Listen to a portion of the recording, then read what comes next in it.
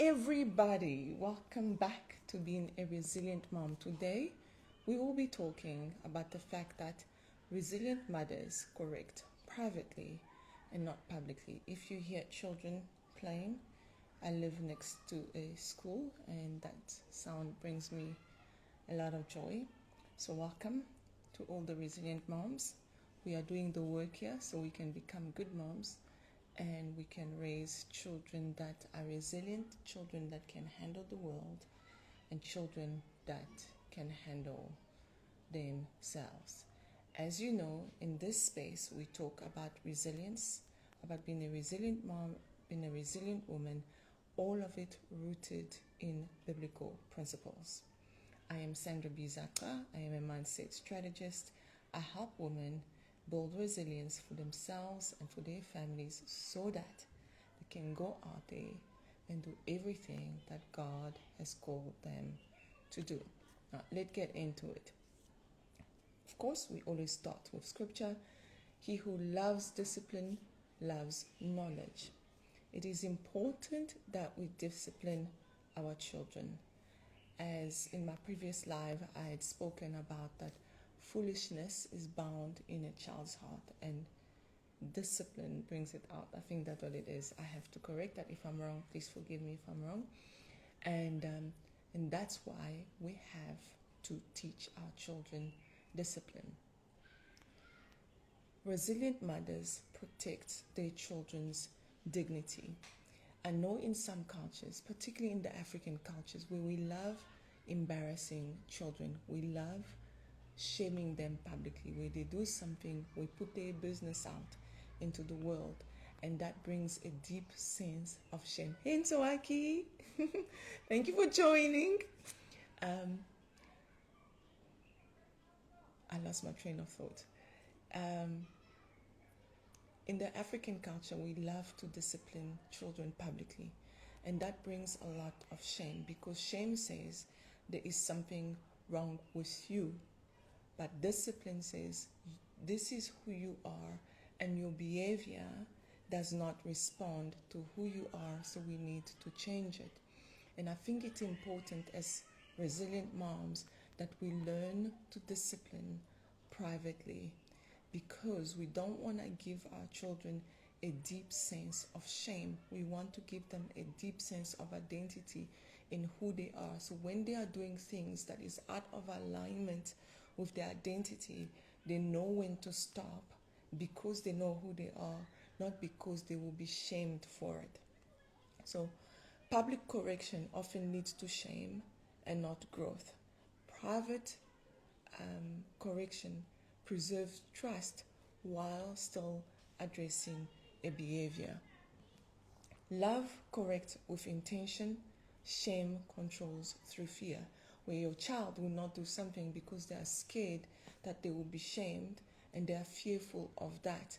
But love, because perfect love draws that fear. A child is free to move. They know that they are safe, they are loved, and that they will be protected. They will not be shamed in public and all their business out there. I want to tell you about one of my aunts. She's got about 3 children, and I promise you, you will never ever hear anything about a child. That child could be pregnant, that child could be on drugs, that child could be an alcoholic, that child could be achieving incredible things. You will never hear anything about her children unless the child shares, unless the child is there and they share it. Here's why I love that. She has created such a safe environment for her children. As mothers, particularly as mothers, we talk too much. I know I talk too much. We talk too much. We share our children's business in the world. And in the world of social media, we often expose our children's most private moment for the entertainment of others at the risk of their dignity. We do that. The other day I saw on TikTok this mom recording this baby pooping. I mean, it was funny, but I just thought, imagine that child 20 years from now, how embarrassing it is. Like, does a 6-month-old or a 1-year-old not deserve dignity because they are that little? Do they not deserve privacy because they are little? I think everybody has a right to dignity and to privacy, even when they're little, you know. And that's why we protect the date, for example. If somebody's at an accident scene, we protect that. Why do we not do that for our children, where we are constantly exposing their businesses into the world? I think it's important that we have to ask our children if it's okay. I used to post my children online when they were little, and I felt very convicted because I thought they did not ask for this, and I have to ask permission. Now that they are older, I ask permission. Is it okay for me to post this? Or is it not okay for me to post this? And if they say it's okay, and then I can do that. And if they say it's not okay, and then I will not do that. And you know what that does? When we are constantly exposing our children, it breaks trust. But when we shield them and we choose connection over validation of the world, we bring connection to our children. And connection alongside correction, chef's kiss. You can do whatever you can with connection and correction as long as you don't break their trust. So let's work towards building connection and trust and correcting privately, not publicly, even in front of the siblings. There's one thing I noticed the other day with our children. I was disciplining our daughter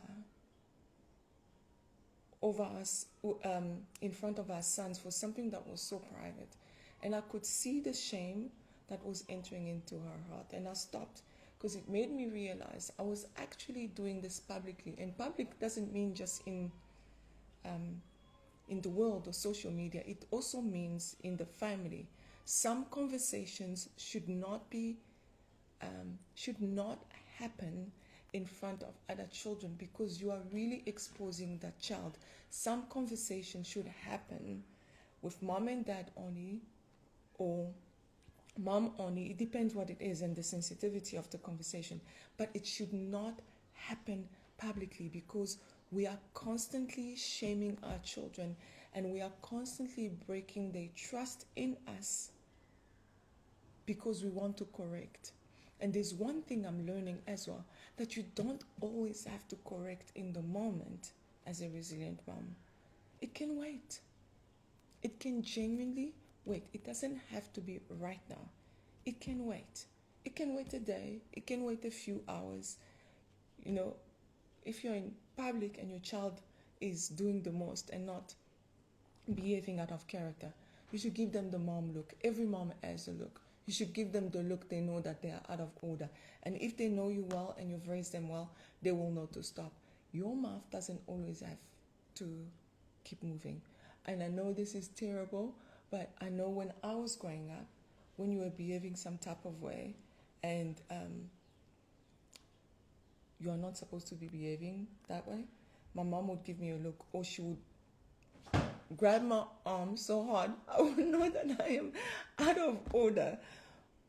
But I knew that I was being corrected without everybody knowing that I was being corrected. Now, here's a question I want you to ask yourself. Before I ask you the question, if you like this type of content about resilience and taking personal responsibility for your life so you can leave a legacy. Remember, our children are a legacy. This is the most important work of us doing. And so it's okay. We can all do it. No more reprimanding in public. No more. We do it privately because it builds trust. If you like this type of work, I have a Resilient Family course. The link is in my bio. Or you can join my 3 days challenge if you want to be part of the community of resilient women that do not make excuses for their behavior, but they are willing to be confronted and change things and make decisions and become resilient women, because that's who we are. We don't blame. We don't look for validation when our behavior is bad. We want to be confronted with our behavior in love. Everything here is done with love.